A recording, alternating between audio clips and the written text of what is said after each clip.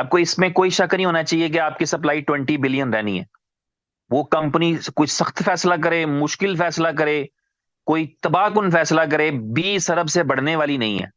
Decided है, बढ़ने वाली नहीं, कम करने पे है तो कर सकती है। बढ़ इसलिए नहीं सकती क्योंकि हम बर्निंग देख रहे हैं कॉन्टिन्यूसली, बर्निंग होती चली जा रही है। नेक्स्ट बर्निंग भी आ रही है आपकी, आज शायद 13 अगस्त थी, तो मेरा ख्याल है 19 अगस्त को आपकी नेक्स्ट बर्निंग भी है।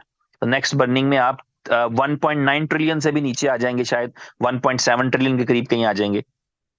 तो 20 बिलियन से ऊपर आपने नहीं जाना, ये आपको पता होगा। आपको इसका यकीन रहना चाहिए कि आपने ऊपर नहीं जाना, आपने इससे कम ही रहना है या इसके बराबर ही रहना है। तो अब स्ट्रेटजी क्या, दुनिया में अगर कोई और कम्युनिटी हो और जो बीएलवी को जानते हैं या मार्केट में रहते हैं, वो इस अपॉर्चुनिटी से फायदा भी उठाएंगे और इसको इसी तरह लेंगे जिस तरह मैं बयान कर रहा हूं। प्राइस को गिरने दें। लोग क्या करेंगे, गिराने की कोशिश करेंगे और गिराने, क्योंकि जब सेलर पैनिक है, सेलर बेचना चाहता है, तो दुनिया में कोई भी कीमत किसी भी कॉइन की कंट्रोल नहीं की जा सकती जब सेलर बेचना चाह रहा हो। ठीक है ना, ये पूरा सिंपल प्रिंसिपल है। और क्रिप्टो से बाहर निकल के भी देखेंगे, दुनिया में कहीं जाकर देखेंगे, यही असूल है। मैं एक फॉरेन कंट्री में हूं, यहाँ पे बड़े ब्रांड्स 90% ऑफ पे ऑफर कर रहे थे जब कोविड चल रहा था।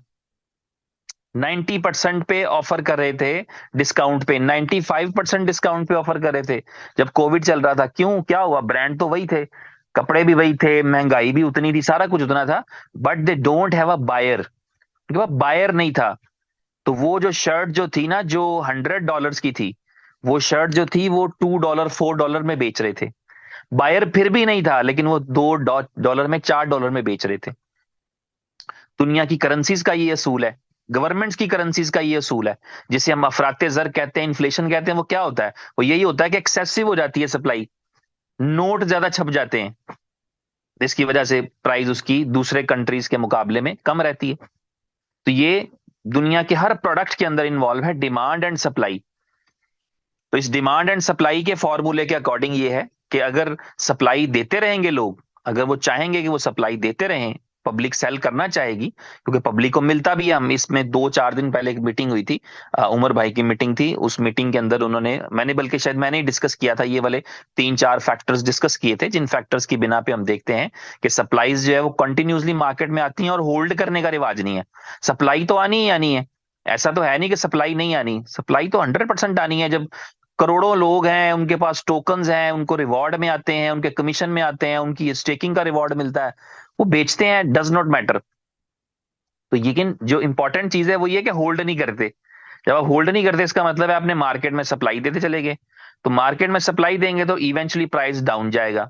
अभी जो रिसेंटली कंपनी चेंजेस कहे हैं, और अगर वो इंप्लीमेंट हो जाते हैं, तो इसका मतलब ये है कि आपको एक एक्सचेंज मिलेगा, उस पर चाह के ना चाहे 5 सिफरों के साथ एक लगा के बेच दो, कोई नहीं रोकने टोकने वाला।